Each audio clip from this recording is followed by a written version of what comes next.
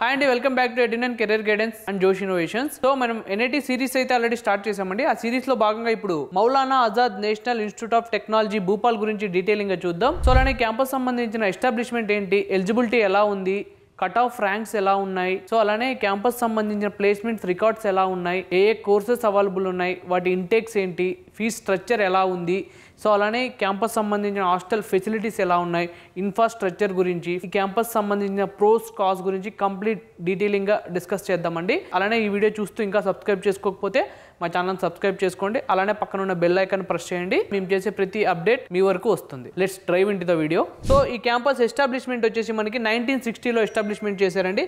So అలానే దీని NIRF ranking వచ్చేసి 81లో ఉంది. క్యాంపస్ వచ్చేసి మనకి 650 acres లో అయితే ఉందండి. ఈ క్యాంపస్ లొకేషన్ వచ్చేసి మనకి link road number 3 near Kali Mata Mandir, Bhopal, Madhya Pradesh, India.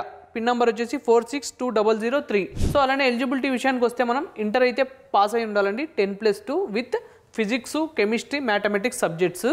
So అలానే must have qualified JEE mains అనేది క్వాలిఫై ఉండాలి. ఈ క్యాంపస్ ట్రాన్స్పోర్టేషన్ విషయానికి వస్తే మనకి బై ట్రైన్ అయితే భూపాల్ జంక్షన్ రైల్వే స్టేషన్ నుంచి 7 kilometers అవేలో అయితే క్యాంపస్ ఉందండి.